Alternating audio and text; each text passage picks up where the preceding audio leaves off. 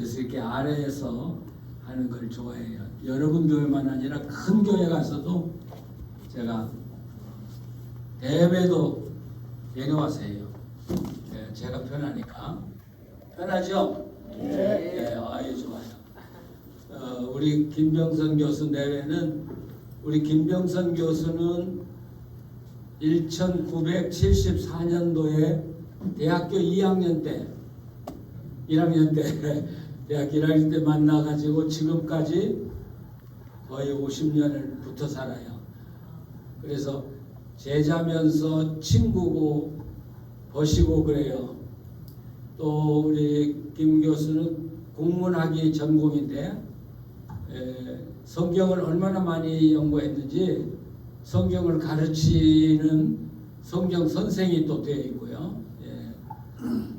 그래서 내일 강의도 1시간 지금 맡아 달라고 해서 같이 왔습니다. 우리 권현진 권사님은 피아노 전공이에요. 이화여대 피아노학과 나왔으니까 알아줘야죠. 이제 다음번에 오면 더 멋진 곡을 한번 연주를 하면 좋겠어요. 예, 감사합니다. 예, 오늘 아침에 제가 설교를 하다가 이제 중단했는데, 하나님이 바울을 보셨을 때 뭐가 부족했을 거예요? 하나님이 바울을 봤을 때 뭐든지 부족함이 없어요. 네, 딱 한 가지 부족한 게 있어요. 하나님 말씀대로 안 하고 지멋대로 하려는 거예요. 주의 종이 하나님 말씀대로 안 하고 자기 멋대로 하면 이거 큰일이 않아요. 그러니까 하나님은 그거 고쳐서 바울이 하나님의 뜻을 이해하고 살아가는 종으로 만들어야겠다. 그러면 큰 인물이 될 수 있거든요. 그래서 가는 데마다 다 막고 그 고통을, 그러니까 그 가는 길을 다 막았기 때문에 그 기간이 몇 달이 됐는지 1년이 됐는지 몰라요. 오랜 기간 고통을 당한 거예요, 바울은. 그리고 마침내 하나님 앞에 무릎을 꿇잖아요. 아, 내 힘으로 안 되는구나. 하나님에게 순종하자. 그래서 하나님은 바울을 자기 사람으로 만들었어요. 그리고 이제 하나님의 길을 따라서 살도록 인도해 가시죠. 자, 바울은 또 그런 경험을 통해서 뭘 배웠다고요?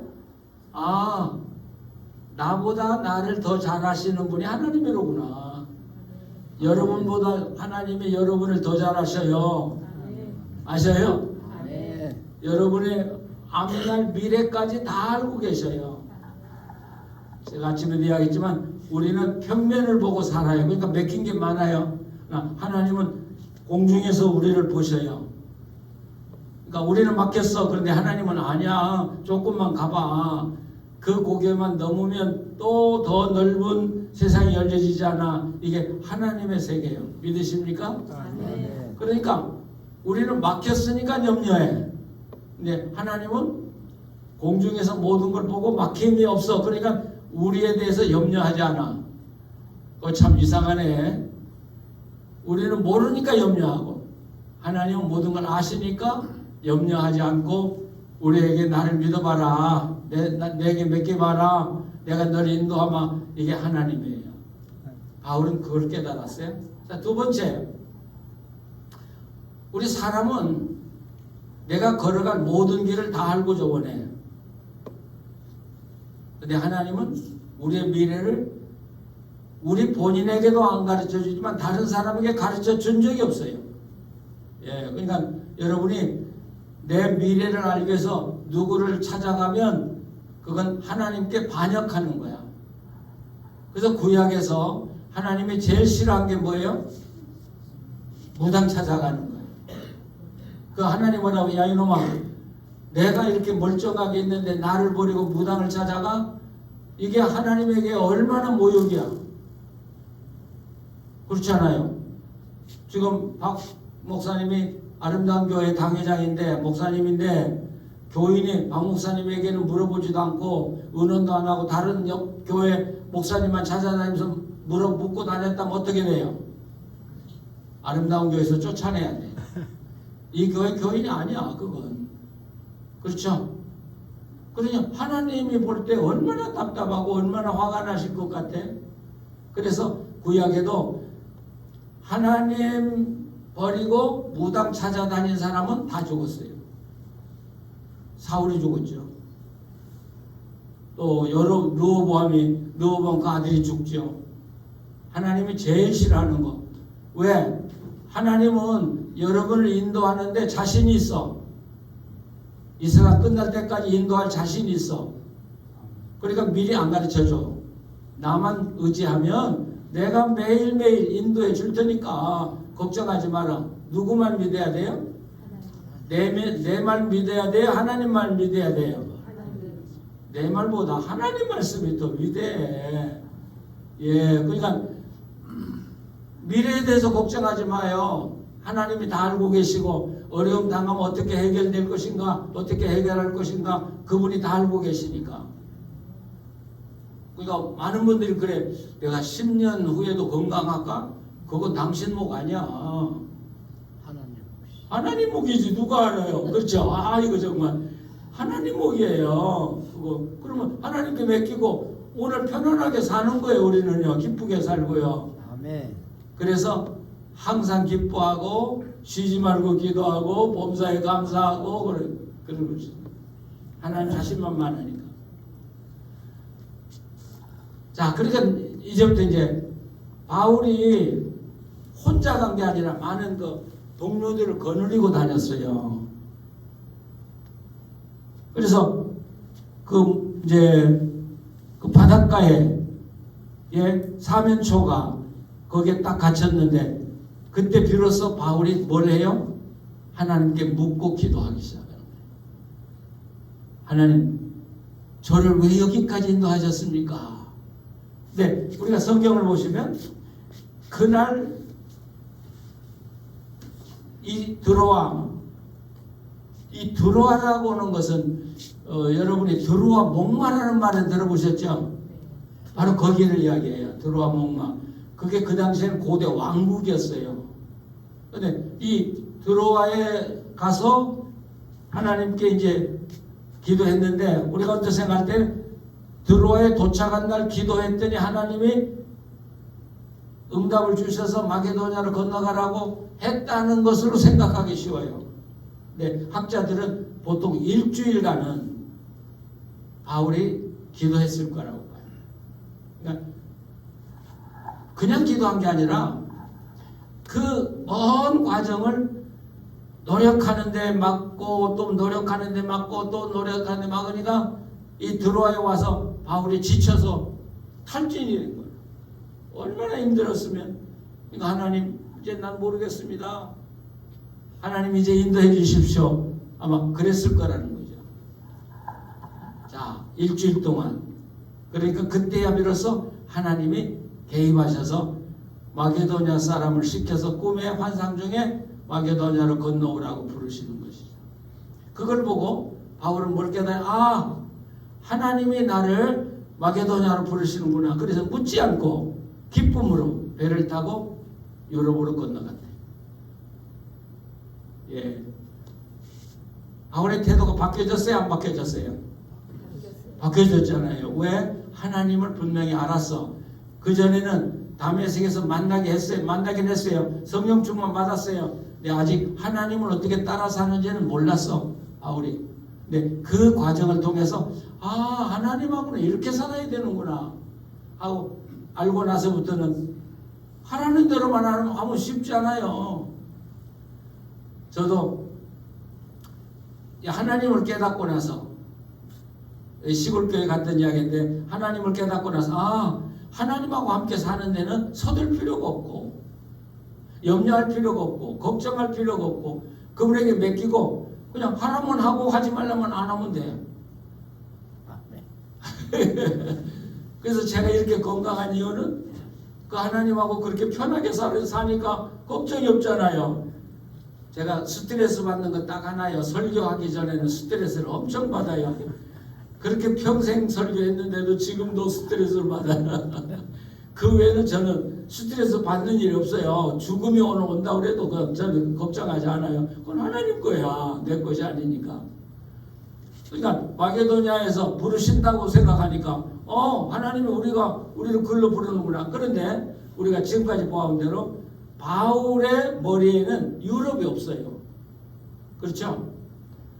아시아에만 다니려고 그러지 않았어요. 아시아에 다니려고 그러고, 또 갈라디아, 비두니아, 거기서만 뱅뱅 돌으려고 했지 유럽은 상상을 못 했거든요. 근데 하나님이 유럽으로 부르셨는데 묻지도 않아요. 처음 가는 길인데 말이죠. 묻지도 않아요. 왜? 하나님이 나를 불렀다면 반드시 준비도 해놓았을 것이다. 이게 하나님과 함께 사는 사람이에요. 제가 오늘 아침에 그 산림청장 이야기 했습니다마는 그분이 정말 제 설교를 듣고 일생 그렇게 열심히 산 사람 처음이에요. 처음이에요. 근데 지금 그분은 지금도 제가 서울에서 집회한다고 그러면 산림청장 할 때도 와서 앞자리에 두 부부가 앉아요. 와서 앉아서. 근데 한 번은 두 번째 주일날 저녁인데 그 교회 당회장실에 들어왔어요. 목사님, 오늘 예배 전에 제가 미안하지만 꼭 드릴 말씀이 있어서 왔어요. 그러면서 어젯밤에 목사님 설교 끝나고 기도해 주는데 제 병이 나았어요. 근데 나중에 그 산림청장만 나은 줄 알았더니 부인도 따라서 이 관절 때문에 고통을 당했는데 관절까지 나았다는 거예요. 이분들은 하나님을 아는 거야. 이제 어떻게 살아야 되는가를. 근데 그 산림청에 있을 때 카나다로 연수를 가게 됐어요. 저한테 찾아와서 목사님, 저는 영어도 못하고요, 외국에 나가본 적이 한 번도 없는데 카나다에 가서 어떻게 내가 적응해야 돼요? 그래서 제가 뭐라고 할게? 가봐. 하나님이 당신을 보내면 다 준비해 놨어. 두 마디. 그러니까 목사도 하기 쉽더라고요. 여러분이 저한테 질문해봐요. 제가 대답할게. 가봐. 하나님이 보내시라면 하나님이 준비해 놨어. 거기서 연수 마치고 와서 첫 마디가 뭐라고요? 가보니까 다 준비가 됐대요. 하나님 인도하시대요. 여러분 믿으십니까? 아멘. 이게 하나님과 함께 사는 거예요. 자, 배 타고 건너갔어요. 그래서 첫 성이 빌립보 성이죠. 근데 바울은 유럽에 대해서는 전혀 생각해 본 적이 없다니까요. 계획도 없다니까요. 근데 막막하잖아요. 그 빌립보 성은요, 귀족들이 사는 성이에요. 근데 바울이 아무리 난다긴다 해도 로마 앞에서는 촌스러운 사람이거든. 근데 가서 바울은 그렇게 생각해. 여기도 하나님이 누군가를 준비해 놓았을 텐데 어디 가면 될까? 그러다가 바울은 유대 회당을 찾아요. 근데 보니까 회당이 없어. 회당이 없다는 말은 유대인들 10사람이 없다는 이야기가 돼요. 그러면 회당을 못 만들어요. 그러니까 유대인이 거의 없는 동네다, 이렇게 볼 수 있죠. 그래서 회당이 없으니까 냇가에 가서 기도하러 갔는데 거기 누가 있어요? 여인네들이 모여서 기도하는 모임이 있었더라는 이야기죠. 그런 사람은 우리가 뭐라고 하냐면 예비신자다, 그렇게 이야기해요. 사도행전에서 퍼스펙티브 크리스찬이라고 그러는데, 이분들은 이방인인데 유대교로 개종도 하지 않으면서 하나님을 경외하는 사람들이에요. 자기들끼리 모여서 기도하는 거예요. 우연히 가서 만났어. 하나님에게는 우연이 없어. 그렇죠? 어떻게 그 여인들을 만나요? 하나님이 그 여인들을 준비해 놓으시고 바울을 그 시간에 거기 가게 하는 거죠. 그래서 루디아라는 여인을 만나요. 자주장사니까 돈도 많아요. 그러면 바울의 뭐가 해결이 돼요? 잠자리가 해결되고, 또 바울의 뭐가 해결돼요? 먹거리가 해결돼. 이 여인은, 그러니까 하나님은 이 여인을 통해서 바울이 그곳에 와서 머물고 먹고 복음 전할 수 있는 모든 여건을 벌써 다 마련해 놓으셨다. 제가 살아오면서 경험한 게 있는데, 하나님은 나 하나를 위해서는요 전 세계를 움직여요. 이거 이해가 되십니까? 아멘. 나는 그 사실을 알고 난 깜짝 놀랐어. 나 하나를 쓰시기 위해서 제가 미국에 있으면 한국에 있는 목사님과 기관을 움직여. 한국에 있으면 미국이라든지 내가 필요한 곳에 사람들을 다 움직여서 모든 걸 다 준비해 놓고요. 야, 하나님은 굉장하신 분이더라고요. 나같 사람을 누가 알아요? 하나님. 예, 근데 하나님은 너 한국 가면 이 사람들 도움이 필요해. 그러고 그 사람들 다 움직여놔 미리. 가면 만나게 하고 일하게 하고. 하나님은 너무 위대하신 분이고 너무 좋으신 분이고, 우리는 문경만 쳐다봐. 예, 우리 집 조그만 우리 집만 쳐다봐. 예, 그건 아니야. 하나님은 그러지 않아요. 여러분을 쓰시려면 대한민국을 다 움직일 수 있는 하나님이야. 믿으셔요? 예, 안 믿으시어요? 믿어져요, 믿어져. 그러니까 제가 장신대 강의하러 올 때 저는 그렇게 강의해 본 적이 없는 사람이잖아요. 그런데 요즘 대학교에서 교수를 정빙하는데 원서 안 받고 정빙하는 경우 있어요? 인터뷰 안 하고? 근데 하나님 급하셨던가 봐. 나도 모르게 이사회까지 다 모여서 결정하고 이사회가 결정했으니까 오라고 전화한 거예요. 깜짝 놀랐죠. 난 어디로 가는지 상상도 못했는데 이미 한국에서 제가 일할 터전을 다 마련해 놓고 저를 오라고. 그런 하나님. 그 하나님이 내 하나님이요? 여러분의 하나님이에요. 믿으십니까?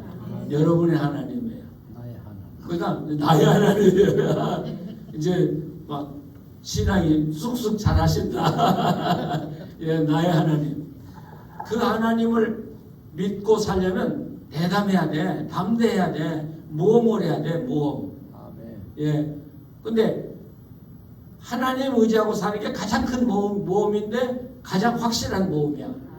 실패하는 법이 없어요. 어떤 경우에도. 예, 그 하나님 바울이 지금 경험하고 있는 거예요. 그리고 그 도시에 이미 교회가 하나 세워지잖아요. 이게 전 유럽으로 복음을 전하는 출발점이 되는 거죠. 바울은 아무것도 한 게 없어요. 하나님이 준비 다 해놓고 바울은 가서 만나서 일을 시작했을 뿐이야. 네. 여기서부터 이제 복음이 전파되기 시작해. 그러다가 이 바울이 길을 가는데 돈 받고 점치는 사람을 하나 만났죠. 근데 그 당시에 이 빌립보라는 도시가 큰 도시가 아니에요. 옛날 도시는 조그만했어요. 그러니까 우리로 말하면 조그마한 마을 정도. 그러니까 마을 안에 지금 문경 컸죠. 문경에 지금 이 점촌하고 문경은 붙어 있나요? 나 헷갈려요. 어디 가면 문경이라고 했다고 어디 가면 점촌이라고 했다고. 그래서 인구가 얼마나 돼요? 10만? 7만. 근데 문경이 한 5천이었다고 생각해 보세요. 그러면 웬만한 집 사정 다 알죠. 그보다 조금 줄어들면 남의 집 숟가락 몇 개 있는까지 다 알아요. 이 빌립보 성이 그렇게 작은 성이었어요. 그러니까 저 여자 그러면 누군지 다 알아. 저 사람 누구. 근데 이 점치는 여자는 그 뒤에 권력자가 있어가지고 이 여자로 점치기해서 돈을 버는 사람이에요. 이 여자 건들면 안 되는 거예요. 바울이 그걸 보고 고쳐주려고 했을 때 이 빌립보를 다 아는 사람은 그 모습을 보고 무슨 생각했을까? 그 여자를 고치려고 할 때 저거 죽으려고 그러네. 저 여자 뒤에 누가 있는가 몰라서 그래. 저 사람이 빌립보에 온 지 얼마 안 돼서 그랬을 거라고요. 그렇죠? 그러면 그거 몰라서 손댔을까? 그 여자한테? 그 여자 손대면 어떤 화를 당할까를 바울이 몰라서 했을까? 권력자가 뒤에 있다는 걸 아는데 우리 사람들이 제일 인색한 게 돈이더라고요. 다른 건 양보 다 하는데 돈줄 떨어지면 못 견뎌. 사람들 막 소리 지르고 뭐 부모도 원수되고 형제도 원수되고. 그럼 바울이 몰라서 손댔을까요? 아니요. 바울은 알고 있었어요. 그 정도는 다 알고 있었어요. 근데 왜 손대요? 그 여자를 그냥 그대로 둬버리지는. 바울은 하나님은 스텝 바이 스텝 인도한다고 그러셨죠? 예, 그러니까 그 지금 귀신 들려서 고통당하는 여자를 봤을 때 첫 번째 바울이 해야 될 일은 다른 건 몰라. 내가 이 여자를 고쳐주면 어떻게 될지 그건 몰라. 단지 이 여자는 귀신에게 매였으니까 내가 해방시켜줘야 되겠다 하는 건 아는 거예요. 그러니까 귀신은 나오라. 그러니까 귀신이 나와서 고침을 받냐. 여기서부터 문제가 생기네. 예, 돈줄 떨어지니까 바울 신라를 잡아다가 얼마나 많이 때렸는지. 근데 이 태장이라는 게 뭔지 아셔요? 태장. 우리나라는 태장이 옛날에 있었나? 있었다. 이조시대. 근데 제가 싱가포르에 가서 태장이 뭔가를 배웠어요. 오래전에 미국 청년이 싱가포르에 가서 여행하다가 길거리에 침을 뱉었어요. 그래가지고 뭐라 그래요? 그걸 선고를 받았는데 퇴장 5대. 근데 퇴장 5대 맞기로 한 것 때문에 미국 정부가 나서가지고 좀 감해다오. 퇴장이 뭐 그렇게 대단해서 미국 대통령이 나와가지고 싱가포르 그 총리에게 사정하면서 퇴장 좀 감해달라고. 그래서 5대에서 3대 2대가 감해줘가지고 3대 맞았대요. 그래서 퇴장에 가서 제가 들었어요. 퇴장이 뭐냐? 그러니까 그 때리는 웅덩이 때리는 뭐 기계가 있대요. 근데 한 번 맞으면 병원에 한 달 입원해야 된대요. 얼마나 그게 무서운지. 그러니까 3대 맞으면 죽는 거야. 이 퇴장이라는 게. 그리고 그 당시에 이 로마가 사용하던 그 흉기라는 건 예수님도 그걸로 맞았죠. 가죽에다가 쇠붙이를 붙여가지고 이게 때리면 막 살찜이 막 떨어져 나가는 거죠. 그렇게 맞은 거예요. 그리고 깊은 감옥에 갇힌 거예요. 요즘에 빌립보에 가면 길거리에다가 요만한 운막 만들어 놓고 이게 바울이 갇혔던 감옥이다. 이거 거짓말이야. 그건 말도 안 되는 이야기예요. 깊은 감옥에 갇혀가지고 불을 끄면 아무것도 안 보이는 그런 감옥에 갇힌 거예요. 근데 그 감옥에 갇히면 살아서 나올지 안 나올지 모르는 거예요. 지금 배 맞고요. 막 자기 몸 못 가누고요. 그리고 이 손 발을 이렇게 착고로 채워가지고 벽에다 박아놓은 거야. 이렇게 서서 눕지도 못하고. 어때요? 바울에게 희망이 있어요, 없어요? 이게 지금 바울의 상황에 바울과 신라가 맞은 것도 아프지요. 몸도 움직이지 못하지요. 살 소망도 없지요. 근데 자, 오늘 성경을 보시면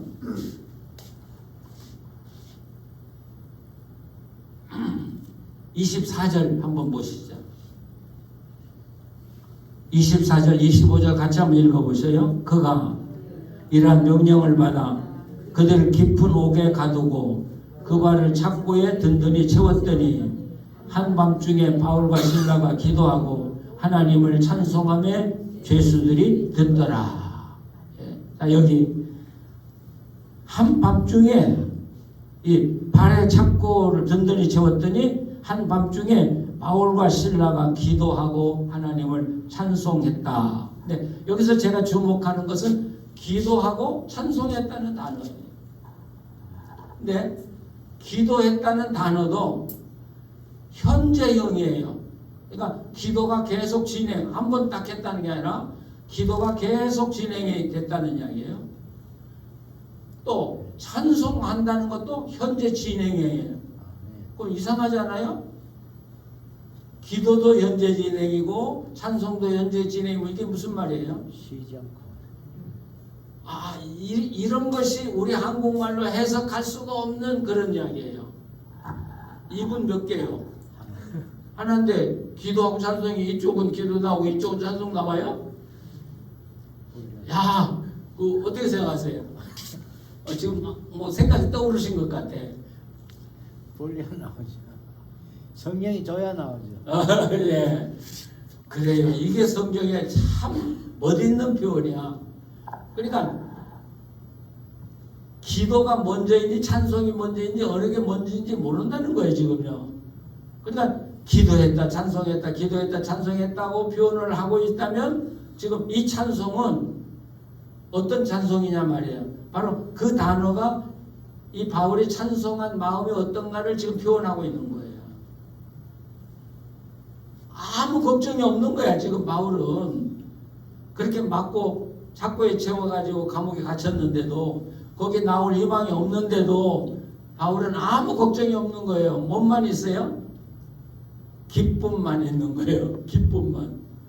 아니 그렇게 맞고 미래가 희망이 없는데 어떻게 그렇게 기뻐하고 찬송해요?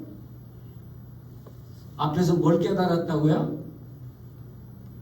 그걸 기억하셔야 돼. 하나님은 스텝 바이 스텝 인도한다. 지금 감옥에서 바울이 할 일은 뭐요? 기도하고 찬송하는 것밖에 없어요. 다른 거 없어요. 그건 하나님 문제예요. 바울은 감옥에 갇혔어. 그럼 하나님이 바울을 보실 때는 바울은 감옥에 갇히지 않았어. 이게 이 성경의 신비스럽잖아요. 여러분이 아무리 어려운 환경에 갇혔어도 하나님 보실 때 여러분은 안 갇혔어. 그게 하나님과 여러분의 차이예요. 그래서 오늘 제목이 하나님 보좌에서 세상 보기라는 이야기였어요. 바울은 세상에 살지만 이미 예수님의 눈으로 세상을 보기 시작했고 예수님의 눈으로 자기를 보기 시작한 거예요. 자, 나는 여기 있어요. 근데 내가 하늘 보좌에서 나를 주님이 보시듯이 내가 나를 보고 있는 거예요. 지금 제가 자기를 보는 거예요. 영적으로. 예, 추우면 에어컨을 좀 줄여도 되겠어요. 장로님이 좀 그래서 요한계시록도 보면 요한계시록 4장에 요한계시록 본론이 시작이 되면서 하나님이 성령이 그 사도 요한을 어디로 인도해 가요? 하늘 보좌로 이끌어 가요. 그래서 하늘에서 세상에 이루어지는 일을 보게 해요. 왜? 요한아, 지금 너희 박해가 오고 있고 많은 사람이 죽을 것이다. 그러나 그건 끝이 아니다. 하나님이 세상을 보듯이 너도 세상을 한번 보아라. 그러면 어때요? 하나님의 역사는 항상 희망이고 항상 긍정이고 항상 기쁨이고 항상 감사고. 근데 우리는 몸만 보고 살아요 지금. 우리 성도들 몸만 보고 사셔요? 땅만 보고 사시고 돈만 보고 사시고 밥만 보고 사시고. 그렇죠? 우리가 하나님을 섬기고 산다고 하면서 하늘에서 땅을 못 봐요 우리가. 정말 크리스찬은 정말 하나님을 아는 사람은 하늘에서 땅을 보듯이 나를 보고 살아야 돼요. 그럼 여러분 희망이 있어요 없어요? 있어요? 예, 희망이 있어요 우리한테는. 내가 나만을 바라볼 때 희망이 없어. 근데 하나님의 눈으로 볼 때 우리는 희망이 있어. 어떤 일도 우리는 하나님께 그래서 맡기고 하나님과 함께 살아가는 것이죠. 자, 이 감옥에 들어가서 기도하다 찬송하다 기도하다 찬송 한밤중에, 그러니까 옆방에 사는 죄수들이 시끄러웠겠죠. 낮에는 옆방에서 노래해도 참을 만해요. 근데 밤에 옆방에서 쏘근쏘근 하는 소리는 못 참아. 그래서 사람들이 쫓아가서 사람 그냥 폭력도 휘두르고 막 심지어 죽이기까지 하잖아요. 그럼 한밤중에 바울과 실라가 노래했으니까 그 죄수들이 다 깼을 거 아니겠습니까? 그럼 여러분이 죄수했다면 뭐라고 오세요? 소리 질렀겠지. 저놈의 새끼들이 어디서 굴러와가지고 밤 이렇게 시끄럽게 하냐고 요란했겠죠. 그런데 오늘 여기 성경은 뭐라고 되어 있냐면, 자 보세요. 25절 한밤중에 바울과 실라가 기도하고 하나님을 찬송하며 죄수들이 듣더라. 근데 이 듣더라는 단어가 이제 이런 것들이 언어의 차이인데, 원래 성경의 헬라어에는 그 오케스트라의 공연장에 가서 아름다운 음악을 듣는 것처럼 들었다, 이런 뜻이에요. 그럼 두 사람이 찬송을, 목소리가 원래 좋아서 그런 건 아니었을 거라고요. 근데 죄수들이 그 멋있는 음악을 듣는 것처럼 즐겼다. 왜 그랬을까?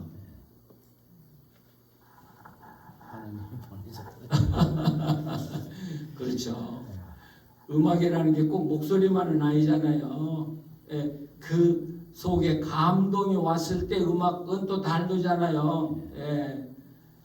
그러니까 이 바울과 실라가 성령에 취해서 너무 감사하고 감격해서 부르는 찬송이 다른 사람들에게는 아름다운 음악으로 들렸다는 거예요. 아무런 음악으로 들렸다. 저는 그런 생각해요. 우리 교회가 찬송하면 옆집 사람들 야 시끄러 조용히 좀 찬송해. 그건 우리가 영감이 부족한 것 같아. 정말 여러분의 교회가 은혜가 충만하고 성령 충만해서 찬송 부르면 저 사람들이 저 찬송이 다르네? 음악이 다르네? 그러면 나도 저 교회 가서 저 노래도 한번 같이 해보고 싶네? 그러면 그게 전도가 될 수 있는 것이죠. 우리 내적 감동, 내적 감동, 이게 필요한 거죠. 전도에도 필요하고 모든 게 다 필요한 거예요. 하나님의 영광. 자, 그러면 이 두 사람이 감옥에서 그렇게 맞고 처절한 속에서 기도하고 찬송했는데 그 소리를 죄수들만 들었을까? 누가 또 들었을까요? 하나님이 듣고 계신다. 그러니까 오늘 아침부터 제가 설교했지만 성경이 뭔 이야기예요? 바울이 아시아에서 복음을 전하려고 이리로 내려가고 이리로 가고 하는 모습을 하나님은 다 보고 계셨다는 거예요. 그렇죠? 맞는 것도 보셨고 감옥에 들어가는 것도 보셨고 노래하는 것도 보시고 다 듣고 계시는 거예요. 그러면 누구는 그렇게 말할 거예요. 그러면 하나님은 전능하신 분인데 왜 바울과 실라가 그렇게 죽도록 맞도록 도냐? 그렇죠? 하나님 그렇게 무능하신 하나님이냐? 네, 바로 여기에 하나님의 신비가 늘 있는 거죠. 그래요. 바울과 실라가 매맞지 않게도 하나님 하실 수 있어요. 감옥에 안 가게도 하실 수 있는 분이에요. 네, 허락하셨단 말이죠. 감옥에 들어가도록. 왜 그랬을까? 그 다음을 봐야 그 이유가 나오는 거예요. 그러니까 하나님의 역사는 당장에 이해하기가 어려워요. 지금 이 자리에서 내가 지금 하나님 은혜 받고 축복 받고 사는 게 뭘까? 당장 생각이 안 나요. 근데 오늘 우리 김 교수 찬양처럼 시간이 흘러서 되돌아보면 그때 오늘이 7월 며칠 날이야? 23일 오후 1시 반 예배. 그때 좋았어. 그 은혜로웠어. 그러니까 은혜는 항상 어디에 있어요? 과거에 있는데 그 과거에 있는 은혜를 내 은혜로 끄집어내는 게 뭐냐? 그게 기억이라는 거예요. 그래서 은혜는 뭐냐? 기억이다. 그러니까 늘 자기를 돌아보고 자기 걸어온 길을 돌아보고 하나님 어떻게 인도했는가를 늘 생각하고 사는 사람은 늘 은혜 안에 사는 사람이고, 과거를 잊어버리고 오늘만 생각하는 사람은 늘 불평할 수밖에 없는 사람이고, 예, 하나님 왜 이렇게 나를 어려움 가운데 빠뜨리십니까? 고난 중에 빠뜨리십니까? 왜 나를 이렇게 힘들게 합니까? 근데 아니, 은혜의 사람은 과거를 봐요. 과거를 보고 그때 하나님 우리를 이렇게 인도해 주셨지. 자, 하나님 보고 계셨어요. 네, 이제 하나님이 개입하셔서 일하기 시작하는 거죠. 갑자기 지진이 나서 옥터가 움직이고 문이 곧 다 열리며 모든 사람이 매인 것이 다 벗어졌다. 어떤 학자는 이 본문을 이해하기 위해서 빌립보를 72번이나 방문했대요. 영국 학자인데. 도대체 이런 일이 어떻게 벌어질 수 있을까? 72번을 방문하고 이분이 그래, 거기에서는 그런 기적을 통해서 하나님이 일하실 수 있는 땅이야 하고 결론을 내렸어요. 이분이. 우리는 지진이 났으니까 뭐 흔한 지진이야. 근데 이건 흔한 지진이 아니라는 증거가 뭐예요?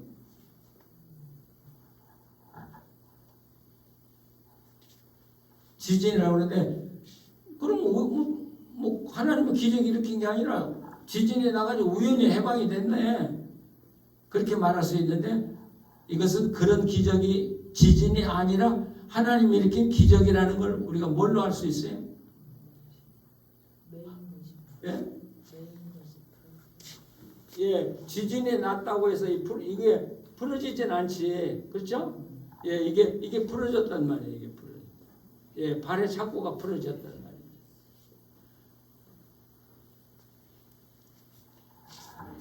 이런 걸 보면 지진은 지진이야. 그러나 우연한 지진이 아니고 하나님은 그 지진을 사용하셔서 주의 종들을 풀어주시고 자유케 해주셨다는 이야기죠. 자, 그러면 바울과 실라는 기적을 맛본 거야. 그럼 어떻게 해야 돼요? 아니, 그런 기적이 어디가 있어? 그런 깊은 감옥에 갇혀 있고 착고에 매여 있는데 착고도 풀어지고 해방돼 아무도 이제 자기들을 간섭할 사람이 없어요. 그럴 때 우리 같으면 어떻게 해야 돼? 예, 도망가야지. 하나님 우리를 살려주셨으니까. 도망가면서 우리 한국 교인들은 뭐라고 할까?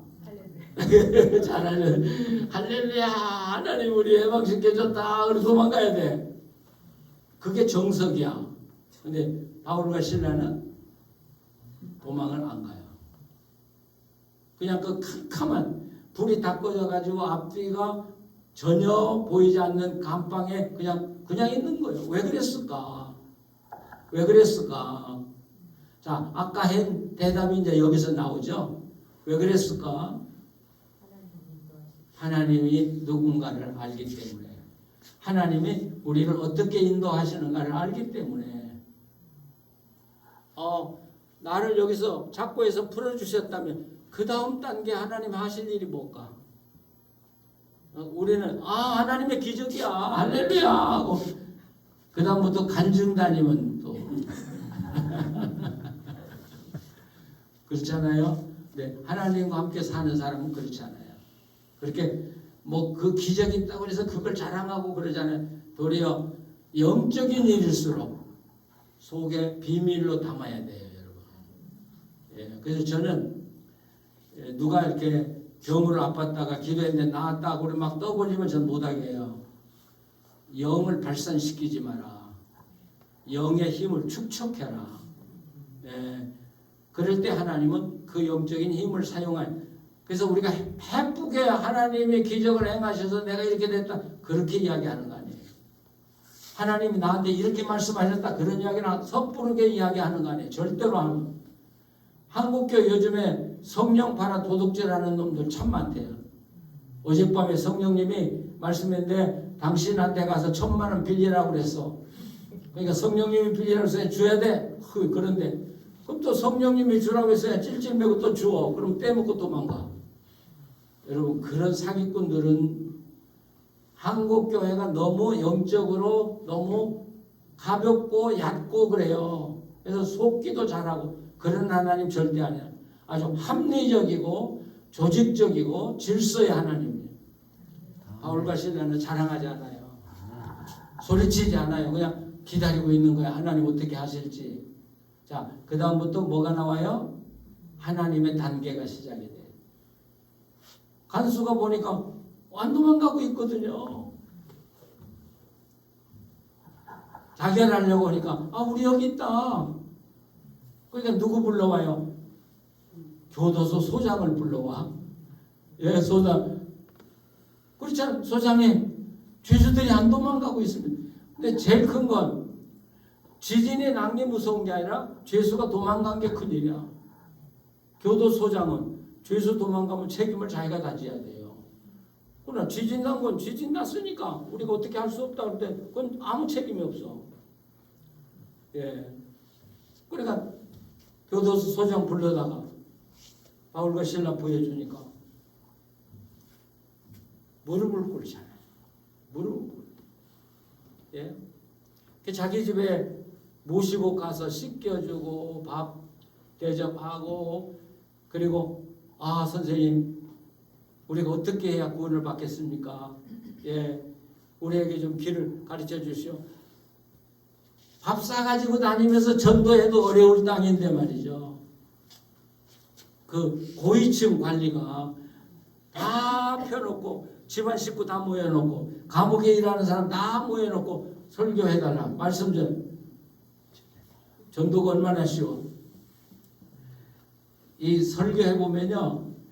설교 안 들으려고 하는 교회처럼 설교하기가 어려운 데가 없고 설교를 은혜롭게 받는 교회가 설교하기가 얼마나 재미있는가를 여러분은 몰라. 아멘. 예, 어느 교회 가면 제가 말하는 게 그냥 밖에 나가지 않고 돌아서 제 귀에 들을 때가 있어. 그럴 땐 가슴이 막 답답하고 이거 도대체 내가 어떻게 설교해야 될지 모르는. 근데 어느 교회 가면 정말 말씀을 받는 게 보여. 가슴 속으로 이렇게 들어가는 게 뭐 그럴 땐 기분이 너무너무 좋지. 그렇죠? 지금요 하나님 기적을 일으켜놓고요 그 사람들 다 모여놓고 들을 준비 다 시켜놓고 바울 전도하게 하고. 그러니까 이 빌립보는 유럽에서 최초에 생긴 교회인데 얼마나 멋지게 생겼어. 한 사람씩 아쉽게 전도해서 모은 게 아니라 그 나라의 관리들, 고급 관리들 자발적으로 예수 믿게 하고 그래서 빌립보 교회가 세웠잖아요. 근데 이 빌립보 교회가 나중에 바울 전도 사역에 이 물질로 얼마나 많이 도왔는지 몰라요. 어때요? 하나님 하시는 일이 맞고부터 시작해서 좋으신. 예, 아무것도 어디로 가야 될지 모르고 그냥 떠났잖아요. 근데 가보니까 하나님은 다 준비해 놓고 매도 맞게 하고 그래서 빌립보 교회가 세워지도록 하고 빌립보 교회가 나중에 바울 선교의 절대적인 후원자가 돼서 바울로 하여금 마음껏 전도하게 해주시고 그러면서 유럽의 복음의 문이 열리잖아요. 이제 저희 어머니는 영적으로 굉장히 밝은 분이에요. 그러니까 지금 제가 어렸을 때 이렇게 보면 저희 어머니는 봄에 꿈을 꿔요. 그래서 이제 그러면 그런 이야기를 해요. 이제 우리 아버지 보고 금년에는 비가 많이 오는 해야 그러니까 벼씨를 이 비에 약한 뭐라고 그래? 강한. 내가 말을 거꾸로 하죠 지금. 비가 많이 오니까 비 많이 와도 잘 견디는 벼를 심어야 되고 또 어떤 애는 금년에는 비가 안 오는 애야. 그러니까 이 가뭄에 잘 견디는 식물을 심어야 돼. 이렇게 꼭 그렇게 이야기를 하셨어요. 근데 우리 아버지는 남자죠. 그러니까 에펜네가 하는 이야기는 죽어도 안 들으려고 그랬더야. 그래서 우리 집은요 5년 내내 흉년 들었어. 지금 생각하면 난 우리 아버지가 너무 미울 때가 있어요. 어떻게 그러니 5년 동안 흉년 들었으니까 우리 자식들이 얼마나 고생했겠습니까? 참 미련한 분이야 우리 아버지는. 그런데 5년 6년 들고 하나님이 얻은 열매가 하나 딱 있어요. 뭐겠어요? 저를 목사로 만든 거예요. 흉년 안 들었으면 저 목사 안 돼요. 예, 저도 하고 싶은 일이 많았는데 근데 집이 쫄딱 망하고 학교 갈 희망이 없으니까. 그러니까 저희 어머니는 어려서부터 우리 남매들을 놓고 저녁마다 예배를 드리면서 늘 제 귀에다 대고 말한 것처럼 뭐라고 하셨냐면 나는 너를 가르칠 수가 없다. 그러니까 하나님을 만나라. 하나님은 우리 부모가 못하는 거 다 너한테 해줄 수 있으니까 하나님 만나라. 그게 제 가슴에 백인 거예요. 뭐 5년 동안 흉년 들었으니까 먹고 살 게 없는데 그래도 학교 갈 꿈을 꿔. 왜? 하나님이 나를 목사로 부르신다면 또 공부할 수 있는 길도 열어주실 거라고 하는 확신. 제 이야기는 재미있는 게 참 많은데 오늘 그만해야 돼요. 예, 하나님은 놀라운 분이야. 절대 손해보는 분이 아니시고. 아멘. 그러니까 여러분이 어떤 일을 당해도 여기는 하나님의 계획이 있어. 그렇죠? 하나님의 계획이 있고 하나님의 이유가 있어. 그러면 난 어떻게 살아요? 오늘 하루 내가 할 일을 충성스럽게 사는 거예요. 신실하게 사는 거예요. 그리고 내일 일은 나 몰라. 내일 일은 하나님께 맡겨. 그리고 하나님이 해주실 것을 믿고 살아가는 거예요. 그럼 인생이 쉽겠어요? 어렵겠어요? 지금 여러분 인생이 어려워요? 쉬워요? 대답 못 하시네. 어려우시겠죠. 예, 어려우시겠죠. 그러나 오늘만 보시지 마시고 앞으로 3년 후에 5년 후에 10년을 보세요. 그래서 우리 크리스찬들은 살아가는데 저는 세 가지가 필요하다고 봐요. 하나는 하나님이 어떤 분인가를 분명히 알아라. 예, 하나님 어떤 분인가를 분명히 알아라. 둘째는 오늘 하루 최선을 다해 살아. 내가 뭐든지 최선을 다해서 사는 거예요. 예. 제가 이런 이야기하면 우리 후배들이 깜짝 놀라요. 제가 서울에서 미국에 갈 때 어른만 1,500명이 넘는 교회 목회했다고요. 근데 미국 조그마한 교회가 저를 붙들고 오라고 1년간 매달리니까 제가 할 수 없이 큰 교회라면 안 가겠는데 작은 교회라서 제가 갔잖아요. 가보니까 건물도 70년 된 조그마한 교회고 교인도 조그맣고 갈 데도 없고 그래서 아침마다 새벽기도 끝나면 많이 울었다고요. 제가 하나님 도대체 한국에서 잘 나가던 나를 왜 여기 인도해가지고 이곳에 오도록 하셨습니까? 그래서 제가 농담으로 호숫가에 가서 일주일 동안 울었어요. 우리 집사람 데리고 다니면서. 그때 부른 찬송이 하나 있는데 울려고 내가 왔는가. 예, 정말 막막하더라고요. 도대체 하나님이 나를 미국으로 부르시려면 LA로 가라고든지 뉴욕으로 가라고든지 좀 사람 많은 데로 보내자고 달라스라는 시골 동네로 나를 집어넣고. 근데 그때 생각난 게 있어요. 이 동네에서 살려면 내가 가진 게 시간밖에 없구나. 그러면 내가 공부하는 길밖에 없다. 그래서 19년을 아침 새벽기도 끝나면 9시 반까지 내 방에 앉아서 공부를 20년 하고 나니까 그 분야의 박사가 되더라고요. 마지막에서 하나님이 나를 이 달라스라는 꼴짜고리에 보낸 이유가 있구나. 아멘. 하나님이 보내신 이유가 있고 하나님 보낸데 내가 그 기회를 선용하지 않았다면 하나님의 계획은 무산되고 거예요. 그래서 세 번째, 하나님과 함께 살아가는 사람은 자기 일에 최선을 다해요. 예, 자기 일에 최선을 다해요. 그래서 이 세 가지 조화가 이루면 하나님의 기쁨으로 우리를 통해서 역사하시고 우리가 하나님의 능력과 기적을 체험하고 살아갈 수 있다는 사실이죠. 여러분 희망을 가지세요. 예, 마음의 기쁨을 찾으세요. 마음의 기쁨. 제가 오늘 아침 텔레비를 보면서 느낀 게 하나 있어요. 우리 얼굴에는 두 가지가 있구나. 하나는 웃는 얼굴이 있고 하나는 화난 얼굴이 있구나. 그렇죠? 근데 똑같은 얼굴인데 화난 얼굴이 예뻐요? 스마일하는 얼굴이 예뻐요? 난 텔레비에서 그걸 보면서 똑같은 얼굴인데 화나니까 그렇게 추녀야. 아니 남자가 아니라 여자였어. 예, 여자가 화낸 얼굴이 얼마나 추해. 근데 웃으면 얼마나 빨라. 두 얼굴이 항상 있구나 우리한테는. 근데 어느 걸 선택하느냐가 나를 만들어가는 거로구나. 그렇죠? 어느 걸 선택할 거냐.